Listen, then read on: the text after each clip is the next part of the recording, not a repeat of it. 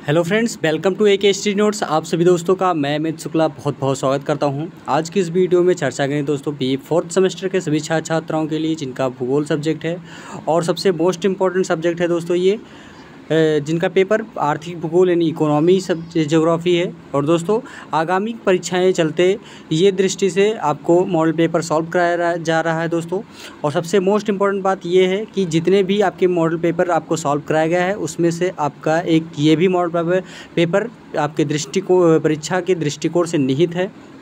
तो आइए दोस्तों हम इस पर थोड़ा चर्चा करेंगे कि हमारा जो पेपर का प्रश्न है क्या आपके मॉडल पेपर से या आपके पेपर से संबंधित है या आपके पेपर से बिलोंग करता है या नहीं। तो सारे प्रश्न हम आपको यहाँ से ये क्लियर करेंगे कि आपके पेपर से है, आपके सिलेबस से आपका मिलता है या नहीं मिलता है। तो यही सारी चीज़ें आपको यहाँ पे क्लियर करेंगे। तो दोस्तों चैनल में अगर आप नए हैं तो ज़रूर चैनल को सब्सक्राइब कर दीजिए और लाइक कर दीजिए, प्लस में बेल आइकन दबा दीजिए कि आने वाले वीडियो का नोटिफिकेशन आप लोगों तक बिल्कुल मिलता रहे। जी हाँ दोस्तों, देर किस बात की, क्योंकि पढ़ना ज़रूरी है और अच्छे से तैयारी भी करना है हमें। तो जैसे भी आपको करना है आप कर सकते हैं। तो दोस्तों आइए चलते हैं पेपर को हम सॉल्व करते हैं। फटाफट लाइक करें, चैनल को सब्सक्राइब कर दीजिए। और बात करेंगे मोस्ट टॉपिक है जो आपका वो है आपका BA 4th सेमेस्टर भूगोल है 2023 के अंतर्गत जो आपका पेपर चल रहा है। उसके बाद फिर आता है पेपर आर्थिक भूगोल है, इकोनॉमी ज्योग्राफिकल, फिर आपका न्यू एजुकेशन पॉलिसी यानी कि राष्ट्रीय शिक्षा नीति के अनुसार बताया गया है। टाइम आपका पहले से निर्धारित कर दिया गया है 2 घंटे, और जो मैक्सिमम मार्क्स आपका है वो 75 नंबर का है। खंड आ से आपको सभी प्रश्न करने होंगे और जिसका आपको उत्तर 50 शब्दों में देना होगा। बहुत ही मोस्ट इंपॉर्टेंट प्रश्न होगा सारे के सारे, क्योंकि पेपर जो है वो ज्योग्राफी का है और ज्योग्राफी एक सब्जेक्ट टफ सब्जेक्ट है। और अच्छे से जब तक आप इसको तैयारी नहीं करेंगे आप लोग आगे बढ़ नहीं सकेंगे। तो आप ज़रूर एक एक वीडियो को एक एक प्रश्न देखिए और अच्छे से आप लोग पढ़ते रहिए। तो अगर आपको जो भी दिक्कत आ रही है ज़रूर कमेंट बॉक्स में कमेंट करके बताइए, हम आपकी सारी जो दिक्कतें हैं वो पूरा करेंगे और अच्छे से आप लोग तैयारी करिए। अब जैसे पहले का फर्स्ट प्रश्न दिया गया है खंड आ का, हम खंड आ के सीरीज़ से तैयार करते हैं, सीरीज़ को हम लोग सॉल्व करते हैं। जैसे यहाँ पे बताया गया है संसाधन के बारे में। अब आप लोग जानते हैं कि संसाधन क्या है। संसाधन के बारे में संसाधन आप लोग पढ़ते ही रहते हैं। जहाँ तक मेरा सवाल रहता है कि संसाधन आप लोग को बार बार देखने को मिला कि संसाधन किसे कहते हैं। तो दोस्तों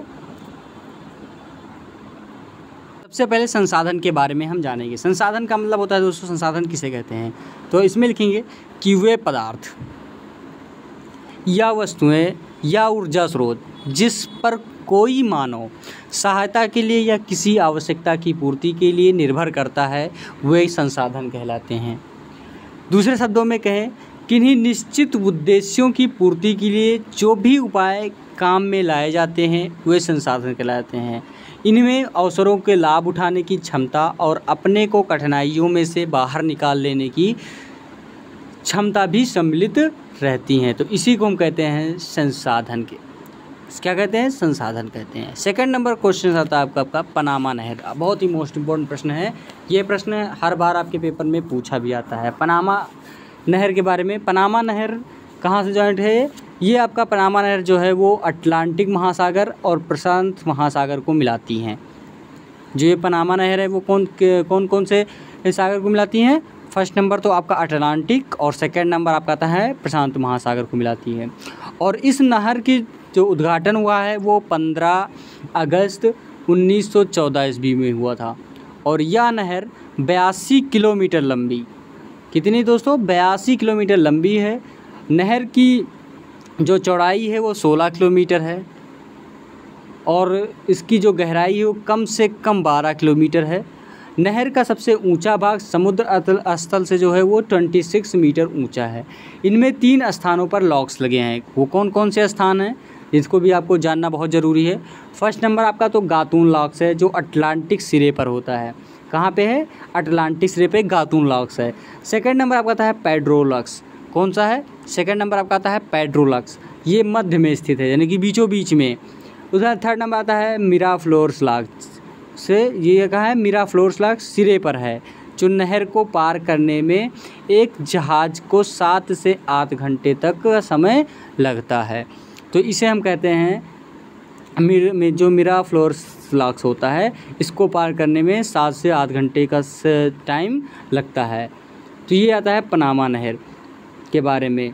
अब पनामा नहर जो है वो बन जाने से किस किस देशों के लिए बहुत ही मोस्ट इम्पोर्टेंट है। ये तो संयुक्त राज्य अमेरिका के पूर्वी एवं पश्चिमी भाग में, संयुक्त राज्य अमेरिका का पूर्वी और दक्षिणी अमेरिका के पश्चिमी भाग, संयुक्त राज्य अमेरिका के पूर्वी भाग तथा एशियाई देशों में, संयुक्त राज्य अमेरिका के पूर्वी भाग और ऑस्ट्रेलिया न्यूजीलैंड में, फिर आता है पश्चिमी यूरोपीय देशों और संयुक्त राज्य अमेरिका में तथा दक्षिणी अमेरिका के पश्चिम तट पर व्यापार का प्रोत्साहन मिलता है। तो ये था पनामा नहर का। अब आता है थर्ड नंबर आइसोडोपेन। आइसोडोपेन क्या है? आइसोडोपेन क्या है दोस्तों? आइसोडोपेन होता है, इसमें लिखेंगे आप लोग दोस्तों आइसोडोपेन का मतलब होता है कि यह जर्मन का शब्द है। ये किसका शब्द है? आइसोडोपेन। ये आइसोडोपेन जो है वो जर्मन शब्द का है, जिसका हिंदी अर्थ होता है परिवहन लागत। क्या होता है दोस्तों? परिवहन लागत। और परिवहन लागत वाले बिंदुओं में से बनाई जाने वाली रेखा को हम आइसोडोपेन कहते हैं। क्या कहते हैं? आइसोडोपेन कहते हैं, जो परिवहन लागत वाले बिंदुओं से बनाई जाती हैं। जैसे मान लो परिवहन की जो लागत है उसी बिंदु को, जैसे मान लीजिए जो परिवहन बिंदु है, अगर आपका खर्च होता है तो वहाँ पे डॉलर का सिंबल दे दिया जाता है। उसका फिर आपका कोई रोड है तो वो आपका सिंबल दे देता है, एरो का सिंबल दे दिया जाता है, कुछ भी मान लीजिए आप, या टिकट का जो सिंबल होता है वो दे दिया जाता है, स्टार दे दिया जाता है, या फिर मान लीजिए आपको एस का स्टार दे दिया जाता है। तो जैसे भी आपका हो तो इसी को हम आइसोडोपेन कहते हैं। क्या कहते हैं? आइसोडोपेन। उसके बाद आता है फोर्थ नंबर रोपड़ या बागाती कृषि। क्या कहते हैं? अब आता है रोपड़ या बागाती कृषि में लिखेंगे कि यह एक फसली खेती है। यह कृषि बड़े बागानों के रूप में होती है, अतएव इसे हम बागाती कृषि भी कहते हैं। यानी इस प्रकार की कृषि में कोई एक फसल केवल बिक्री द्वारा मुद्रा अर्थात नकदी फसल प्राप्त करने के लिए उत्पन्न की जाती है। जैसे आपका आता है रबर, चाय हो गया, कहवा, गन्ना, केला आदि। अब रोपड़ कृषि में उन फसलों का उत्पादन अधिक होता है जिनके पदार्थों की मांगें पिछले 2 शताब्दियों में नगरीय संस्कृति के विकास के साथ साथ बढ़ती गई। ये फसलें हैं जैसे गन्ना हो गया, चाय, कहवा का मतलब होता है कॉफ़ी, कोको हो गया, नारियल, रबर, सिसिल, रेशा इत्यादि। तो ये आता है रोपड़ या बागाती कृषि। उसका मतलब आता है 5 नंबर आपका क्वेश्चन दोस्तों, WTO यानी जिसे कहते हैं हम वर्ल्ड ट्रेड ऑर्गेनाइजेशन।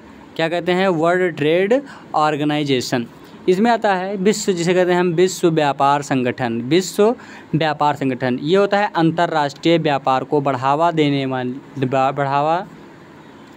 देने में परिणात्मक प्रतिबंधों को प्रोत्साहित करता है। क्या करता है? हतोत्साहित करने तथा व्यापार की समस्या को सुलझाने के लिए किया आता है।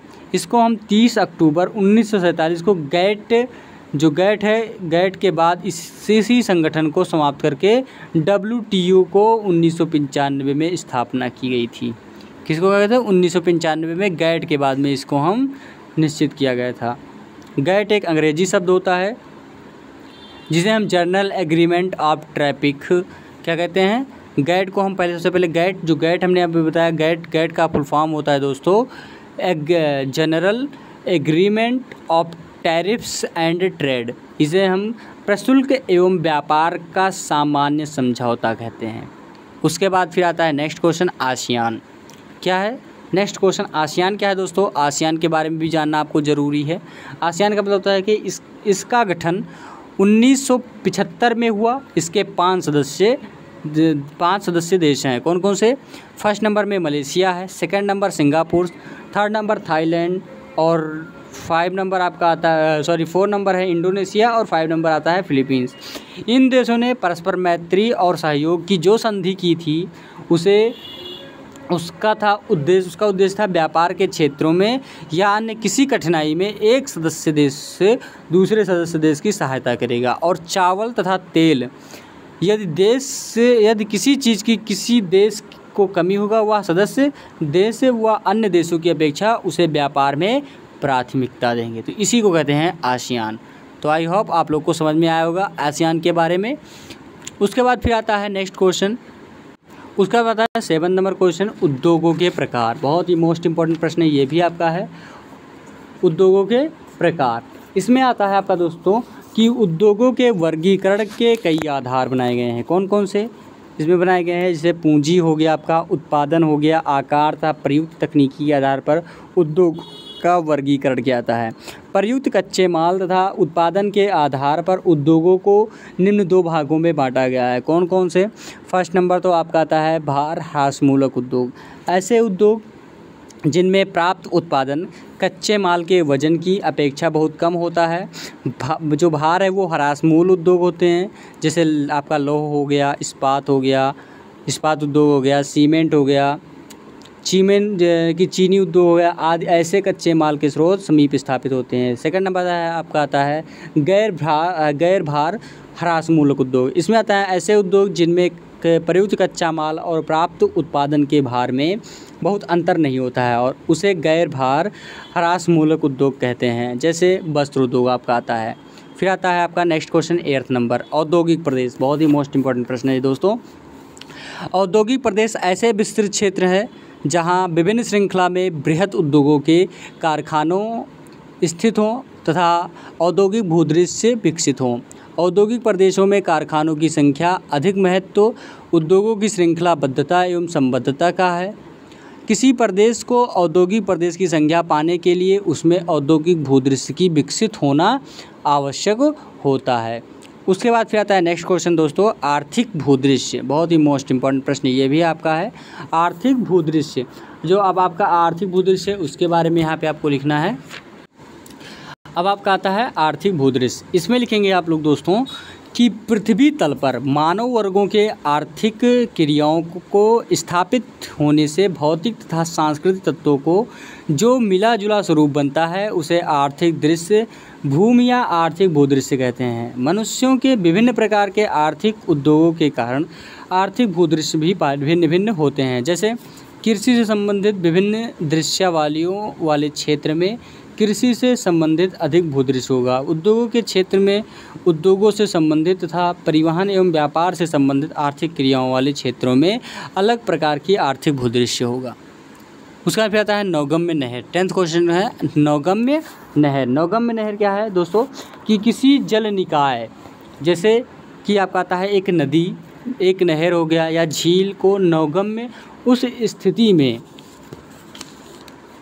यानी उस स्थिति को कहा जाता है यदि जिसकी गहराई, चौड़ाई और इसकी गति इतनी हो कि कोई जलयान इसे आसानी से पार कर जाए।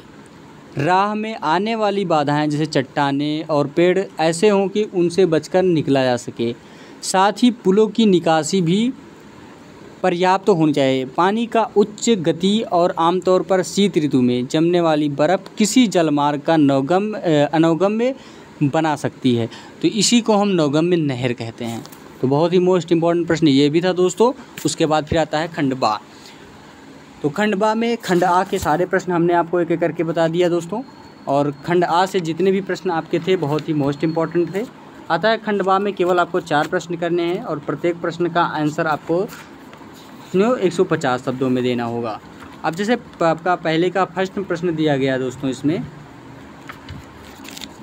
कि आर्थिक भूगोल के विकास का वर्णन कीजिए। आर्थिक भूगोल के बारे में अब इसमें आता है आर्थिक भूगोल में, आर्थिक भूगोल का एक प्रगतिशील विषय है, अतः इसका वास्तविक स्वरूप समझाने के लिए इसके विकास क्रम का ज्ञान है उसको जानना अनिवार्य है। इसके वर्तमान स्वरूप का विकास 20वीं शताब्दी में हुआ है, हालांकि इसके स्वतंत्र रूप का आभास 19वीं शताब्दी के मध्यकाल में होने लगा था, परंतु इसका पूर्ण विकास मध्य युद्ध काल में हुआ और वर्तमान रूप से उससे भी अधिक परिष्कृत हो चुका है। इस प्रकार अध्ययन की सुविधा के लिए आर्थिक भूगोल के विकास को 3 भागों में बांटा गया है। कौन कौन से? फर्स्ट नंबर तो प्रारंभिक काल आपका आता है, सेकंड नंबर आता है अंतर विश्व युद्ध काल और थर्ड नंबर आपका आता है द्वितीय विश्व युद्धोत्तर काल। अब फर्स्ट नंबर में आता है कि प्रारंभिक काल। प्रारंभिक काल में क्या है कि आर्थिक भूगोल का उद्भव मानवीय क्रियाओं के साथ ही हो चुका था, परंतु इसका पूर्ण स्वतंत्र रूप जो 19वीं शताब्दी के मध्य में प्रकाश में आया। 1862 में एंड्री नामक विद्वान ने ज्योग्राफी डाई बेल्थलैंडलेस नामक पुस्तक प्रकाशित हुई और यह पुस्तक वाणिज्य भूगोल की पुस्तक थी, परंतु वास्तव में यहीं से आर्थिक भूगोल का प्रारंभ माना जाता है। 1882 में जर्मनी के गोटेज ने आर्थिक भूगोल को वाणिज्य भूगोल से अलग कर दिया, जिसका मुख्य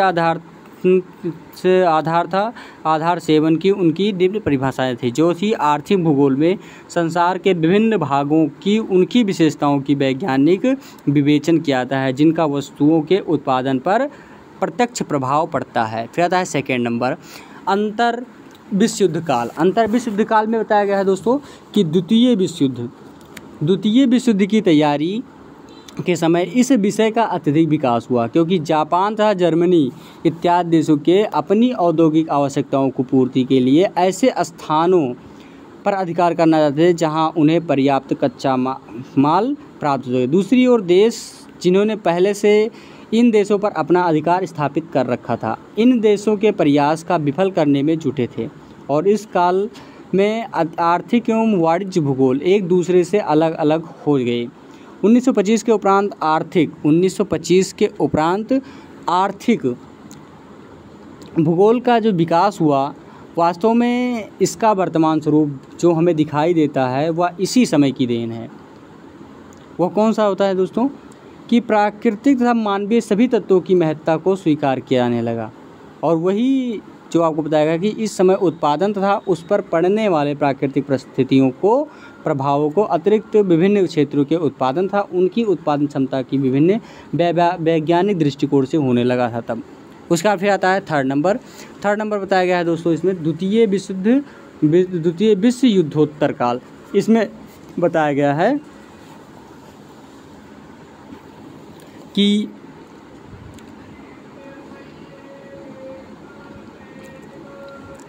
यह बात तो पूरी तरह से स्पष्ट है कि एक लंबे समय तक विद्वान आर्थिक भूगोल को मानव तथा प्राकृतिक के अंतर संबंध का विज्ञान मानते रहे। युद्धोत्तर काल में आर्थिक भूगोल की यह इस विषय वस्तु को लेकर अनेक आलोचनाएं होने लगी। कुछ विद्वानों ने इसका स्वतंत्र अस्तित्व को स्वीकार करने में हिचकिचाहट अनुभव करने लगे। 1925 में कार्ल सावर नामक भूगोलवेत्ता ने क्षेत्रीय विषमताओं के अध्ययन को आर्थिक भूगोल के मूल विषय वस्तु घोषित करके इसे स्वतंत्र अस्तित्व प्रदान करने का प्रयास किया, और इस अवधारणा को विशेष मान्यता 1939 ईस्वी में हार्टशॉ नामक विद्वान ने के समर्थन को परिणाम स्वरूप प्राप्त हुए। और इसी धारणा को ध्यान में रखते हुए R.E. मर्फी ने इसकी परिभाषा दी। मर्फी के अनुसार कहा गया है कि आर्थिक भूगोल मनुष्य के जीविकापार्जन के ढंगों में अनेक स्थानों पर मिलने वाली समानताओं तथा विषमताओं को अध्ययन करता है। परिणाम स्वरूप बड़े बड़े नगरों की जनसंख्या में अत्यधिक वृद्धि हुई, और इस प्रकार आर्थिक विकास के फलस्वरूप प्राकृतिक संसाधनों के उपयोग में संरक्षण एवं औद्योगिक तथा आर्थिक विकास के कारण बहुत सी जटिल समस्याओं का आविर्भाव हुआ, और इन समस्याओं का समाधान के लिए संबंधित विषयों की विषय वस्तु में अधिक व्यापकता आई, और इस प्रकार आर्थिक भूगोल में भी व्यापकता आई तथा आर्थिक भूगोल ने अपने आधुनिक स्वरूप को प्राप्त किया। तो ये हो गया आपका आर्थिक भूगोल के बारे में, जो आर्थिक भूगोल के जो विकास हुए थे उसके बारे में। आता है थर्ड नंबर क्वेश्चन आपका कि प्रादेशिक विकास में परिवहन की भूमिका का वर्णन कीजिए। अब इसमें लिखेंगे प्रादेशिक विकास में परिवहन की भूमिका का वर्णन। इसमें लिखेंगे कि विश्व की वर्तमान विनिमय पर आधारित आर्थिक व्यवस्था में परिवहन के साधनों का सर्वाधिक महत्व है। आर्थिक विशेषीकरण तथा बृहद पैमाने में क्या है कि बृहद पैमाने में उत्पादन परिवहन के साधनों की सुलभता ही निर्भर है। विश्व में विशेषीकरण दिन के दिन बढ़ता जा रहा है। उत्पादन बड़े से बड़े कारखानों में केंद्रित होने की प्रवृत्ति बढ़ती जा रही है। साथ ही सभी क्षेत्रों एवं प्रदेशों के लोगों के जीवन स्तर को ऊंचा उठाने तथा जीवन यापन के स्तर में प्रादेशिक असमानता को दूर करने के लिए प्रयत्नशील है। प्रत्येक उत्पाद प्रदेश का संबंध अन्य सभी प्रदेशों से घनिष्ठ होता जा रहा है तथा उपभोक्ता के रूप में भी प्रत्येक प्रदेश का अन्य सभी प्रदेश से आपूर्ति पर निर्भर बढ़ती जा रही है, और यह जटिलता परिवहन के साधनों के विकास के साथ बढ़ती है, और परिवहन के उपलब्ध साधन परिसंचरण प्रतिरूप को भी प्रभावित करते हैं तथा उसका परिणाम निर्धारित करते हैं। परिवहन उत्पादन का महत्वपूर्ण अंग है। परिवहन द्वारा वस्तुओं को एक स्थान से दूसरे स्थान पर ले जाने से उनकी जो मूल्य वृद्धि होती है, इस प्रकार परिवहन एक विशेष प्रकार की सेवा अथवा सुविधा प्रदान करता है, अतः तृतीयक उत्पादन की श्रेणी में आता है। तृतीयक उत्पादन कार्यों में परिवहन का सर्वप्रमुख स्थान है और विश्व में लगभग 2 करोड़ 50 लाख व्यक्ति परिवहन कार्य में लगे हैं और विकसित आर्थिक तंत्र वाले देशों में कुल रोजगार में लगे व्यक्तियों का 7 से 10%, अर्ध विकसित देशों में और 3 से 5% जो है वो विकासोन्मुख देशों में और 2% कम लोग जो परिवहन कार्य में लगे हैं। परिवहन के भौगोलिक अध्ययन में परिवहन के स्थानीयकरण, विकास, देश प्रदेश के प्रादेशिक आर्थिक संश्लिष्ट में परिवहन की कार्यशीलता, परिवहन के कृषि उद्योग, जनसंख्या तथा नागरिक और प्राकृतिक तत्वों एवं साधनों के संबंध का विश्लेषण किया जाता है। अब आपका आता है नेक्स्ट पॉइंट, आपका इसमें है जो विशेषताएं बताई गई हैं, प्रादेशिक विकास की विशेषताएं। इसमें आता है फर्स्ट नंबर कि परिवहन का उत्पादन वस्तुओं एवं व्यक्तियों के आवागमन के रूप में होता है। सेकेंड नंबर बताया गया है इसमें दोस्तों आपका कि यह उत्पादन अनवरत होता है तथा उत्पादन एवं उपभोक्ता की प्रक्रिया साथ साथ चलती है। थर्ड नंबर आता है आपका इसमें कि इसमें किसी प्रकार की कच्ची सामग्री की आवश्यकता नहीं होती है। आता है फोर्थ नंबर में कि परिवहन उत्पादन की कीमत माल या कीमत के भाड़े के रूप में मिलती है। फिर आता है फाइव नंबर कि परिवहन एवं अन्य सभी प्रकार उत्पादन में सार्वभौमिक तकनीकी संबंध होता है। फिर आता है 6 नंबर आपका कि परिवहन के प्राकृतिक अथवा कृत्रिम मार्गों के लिए प्राकृतिक भौगोलिक वातावरण के विशेष तत्वों की विशेष प्रकार से उपयोग होता है। तो ये आता है आपका थर्ड नंबर, प्रादेशिक विकास में परिवहन की भूमिका का वर्णन। अब आता है नेक्स्ट क्वेश्चन, अब आपका आता है आर्थिक भूगोल के थर्ड नंबर क्वेश्चन, आर्थिक भूगोल के विषय क्षेत्र की व्याख्या।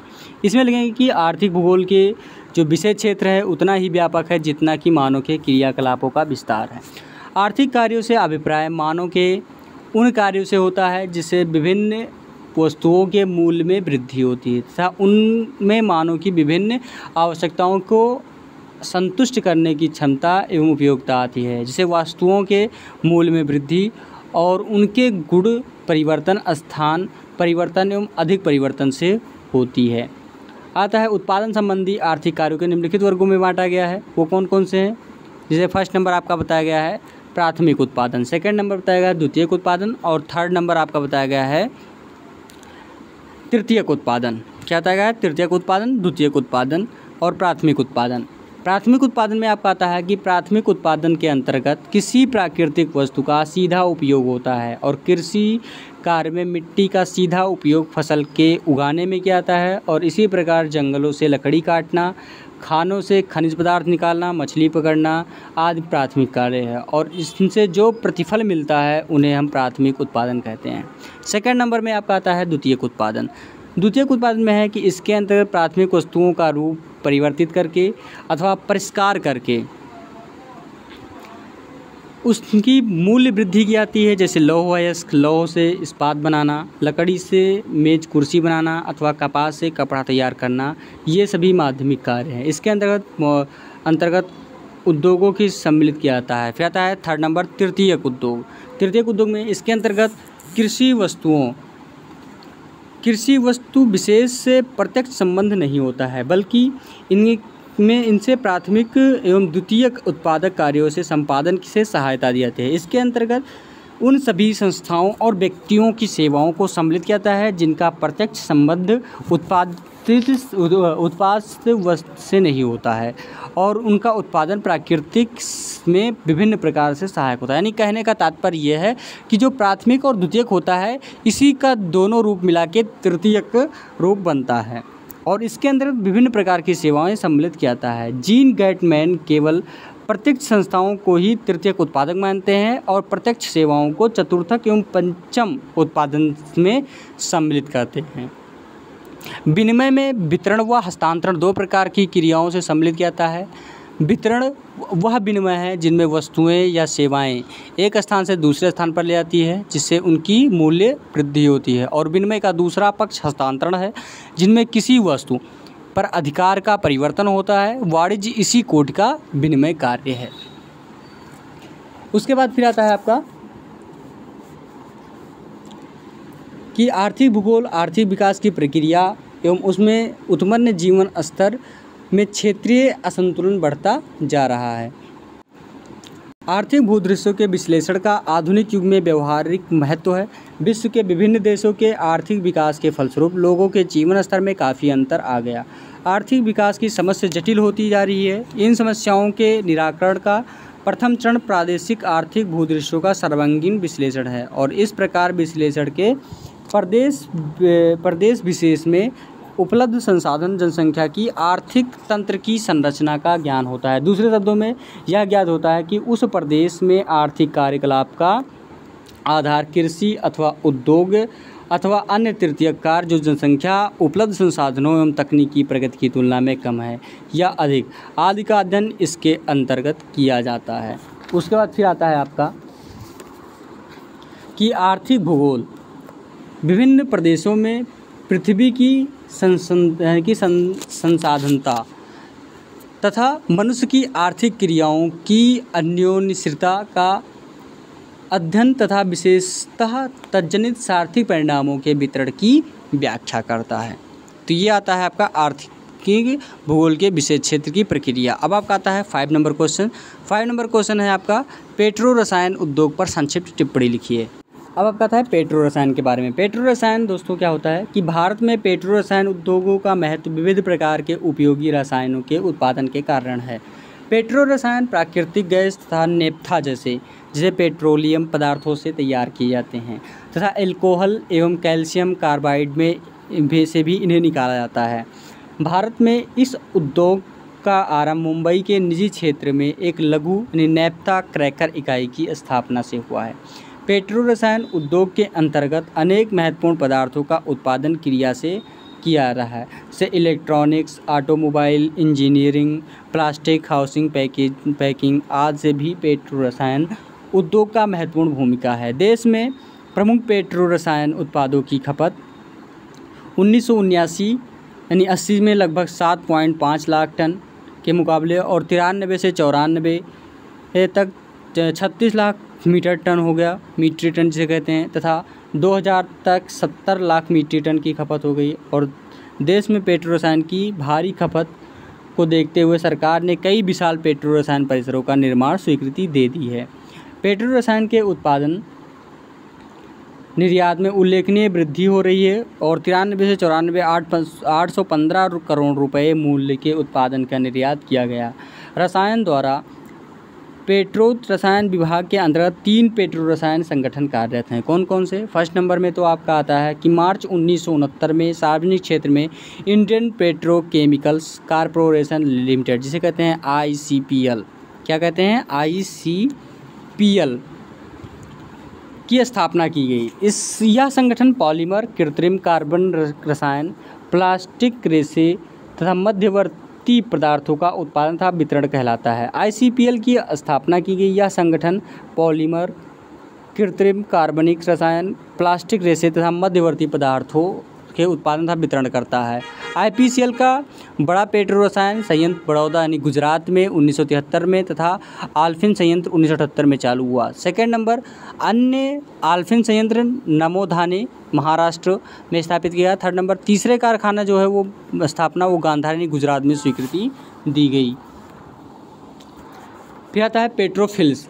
पेट्रोफिल्स को ऑपरेटिव लिमिटेड भारत सरकार द्वारा देश के व्यापी बुनकर सहकारी संघों को संयुक्त उपक्रम है। बड़ोदरा तथा नलधारी स्थिति संयंत्रों में पॉलिएस्टर फिलामेंट धागा तथा नायलॉन फिलामेंट धागा तैयार करने किया जाता है और नलधारी में एक स्पार्डिक संयंत्र स्थापित किया गया है। यहाँ विशिष्ट लचीला धागा तैयार किया जाता है। पेट्रो रसायन उद्योगों में प्लास्टिक उद्योग विशेष महत्वपूर्ण है और प्लास्टिक उद्योगों के विकास एवं प्रशिक्षण हेतु प्लास्टिक इंजीनियरिंग एवं प्रौद्योगिकी का केंद्रीय संस्थान जिसे कहते हैं हम सीपेट, क्या कहते हैं सीपेट इंजीनियरिंग, क्या कहते हैं सीपेट इंजीनियरिंग को स्थापित किया गया। इसका मुख्यालय चेन्नई यानी मद्रास में है, तो इसे हम सीपेट इंजीनियरिंग कहते हैं। तो ये था आपका दोस्तों 5 नंबर पेट्रो रसायन उद्योग के बारे में। अब आपका आता है 6 नंबर क्वेश्चन, भूमध्य सागरीय कृषि प्रदेश का वर्णन कीजिए। बहुत ही मोस्ट इंपॉर्टेंट प्रश्न है ये भी आपका। अब इसमें लिखेंगे कि भूमध्य सागरीय कृषि प्रदेश उत्तरी गोलार्ध में 30 अंश से 45 अक्षांशों के बीच तथा दक्षिणी गोलार्ध में 30 डिग्री से 40 डिग्री अक्षांशों के बीच महाद्वीपों के पश्चिमी तट पर स्थित है। और इस प्रकार के प्रदेश निम्न हैं। कौन कौन से हैं? इसमें आता है आपका कि भूमध्य सागरीय के समीपवर्ती देश जैसे आपका स्पेन आ गया, पुर्तगाल, दक्षिणी फ्रांस, इटली, प्रायद्वीपीय यूगोस्लाविया, बल्कान प्रायद्वीप, सीरिया, इजराइल तथा अफ्रीका के उत्तरी तटीय क्षेत्र। सेकंड नंबर आपका आता है दोस्तों इसमें पश्चिमी संयुक्त राज्य अमेरिका और कैलिफोर्निया की घाटी। थर्ड नंबर दक्षिणी अमेरिका में आपका मध्य चिली। फोर्थ नंबर अफ्रीका के दक्षिणी पश्चिमी भाग में केप प्रांत। उसके बाद फिर आता है 5 नंबर आपका कि दक्षिणी पश्चिमी ऑस्ट्रेलिया तथा उत्तरी न्यूजीलैंड। उसका है कि आपका भूमध्य सागरीय प्रदेशों की जलवायु समशीतोष्ण है। यहाँ शीतकाल में पछुआ पड़ने से वर्षा होती है जिसकी मात्रा 50 से 80 सेंटीमीटर तक होती है और झमाझम बारिश होती है। ग्रीष्म ऋतु शुष्क एवं धूपदार होती है तथा सिंचाई आवश्यक होती है और इस प्रकार की जलवायु आर्थिक विकास के अनुकूल होती है। इसलिए भूमध्य सागरीय प्रदेशों को विकास का प्रदेश कहा जाता है। भूमध्य सागरीय कृषि प्रदेश फलों की कृषि के लिए विश्वविख्यात है। उसका था कि भूमध्य सागरीय कृषि प्रदेश की प्रमुख फसलें, इन प्रदेशों में विभिन्न प्रकार की फसलें, पशुपालन और बागवानी होती हैं। भूमध्य सागरीय फसलें 3 प्रकार की होती हैं। कौन कौन सी? फर्स्ट नंबर तो शीतकालीन खाद्यान्न एवं सब्जियां, जो खाद्यान्न गेहूं, जौ, मक्का होती हैं। सब्जियां में आपके आता है आलू, मटर, सेम, गाजर, बंद गोभी, टमाटर, प्याज, चुकंदर इत्यादि। फिर आता है 12 नंबर। 12 नंबर आपकी आपका ग्रीष्मकालीन फसलें। फर्स्ट नंबर में जो शीतकालीन की बताया। सेकंड नंबर आपका आता है ग्रीष्मकालीन फसलें जो चारे की फसलें होती हैं जैसे क्लोवर, अल्फाका, तुपाइन, बरसीम इत्यादि। फल में आपके आ जाते हैं जैसे अंगूर, सेब, नाशपाती, अलूचा। तो ये फल आपके आ जाते हैं। उसका मतलब है सी नंबर। तीसरा नंबर बताया गया आपका असिंचित फल जैसे जैतून हो गया, खुबानी, अंजीर, अंगूर था, सूखे मेवे इत्यादि। खट्टे रसदार फलों उसमें जैसे संतरा, चकोतरा, नींबू, नारंगी इत्यादि। भूमध्य सागरीय कृषि प्रदेशों में ऐसे अनाजों का उत्पन्न होता है जो शुष्क ऋतु को सहन कर सके। इनमें गेहूँ, जौ और मक्का प्रमुख है। भूमध्य सागरीय कृषि प्रदेशों में कृषि की बड़ी विविधता है। इनमें निर्वाहक कृषि एवं व्यापारिक कृषि दोनों महत्वपूर्ण है। जैसे टर्की, सीरिया, यूनान, दक्षिणी इटली और मध्य स्पेन में निर्वाह के लिए कृषि की जाती है, जिसमें फ्रांस, उत्तरी इटली, कैलिफोर्निया घाटी, मध्य चिली, दक्षिणी अफ्रीका के केप प्रांत तथा दक्षिणी पश्चिमी ऑस्ट्रेलिया में मुख्यतः व्यापारिक कृषि उत्पादन होता है। तो ये होता है आपका भूमध्य सागरीय की जो कृषि प्रदेश थे। उसके बाद फिर आता है खंड सा। खंड सा में केवल आपको 2 प्रश्न करने हैं और जिसका आपको 4 शब्दों में आंसर आपको उत्तर देना होगा। 7वां प्रश्न आपका बताया है कि औद्योगिक प्रदेश क्या हैं, भारतीय अर्थव्यवस्था पर इसके प्रभावों की विवेचना कीजिए। 8 नंबर प्रश्न है कि विश्व में गन्ना उत्पादन, वितरण एवं अंतर्राष्ट्रीय व्यापार का वर्णन कीजिए। 9 नंबर प्रश्न है कि जॉन थ्यूनेन के कृषि स्थानीयकरण सिद्धांत की व्याख्या कीजिए। 10 नंबर प्रश्न है कि विश्व में लौह अयस्क के उत्पादन एवं वितरण की विवेचना कीजिए। तो दोस्तों इस वीडियो को यानी जो खंडसा के प्रश्न हैं वो आपको मैं अलग से वीडियो बना दूंगा जिसमें 2-2 प्रश्न करके या सिंगल प्रश्न करके आपको मैं अलग से वीडियो को आपको बना के पढ़ा देंगे, जिससे कि आपको पढ़ने में लिखने में आसानी हो जाएगी और अच्छे से आप लोग तैयार कर लेंगे। तो दोस्तों आज की वीडियो में यहीं तक होगा और अगली वीडियो में आपको कुछ नए प्रश्नों के साथ और नए उमंगों के साथ तैयारी कराई जाएगी। तो दोस्तों अगली वीडियो तक आप इंतज़ार करिए, अगली वीडियो में हम आपके साथ उपस्थित होंगे। धन्यवाद दोस्तों।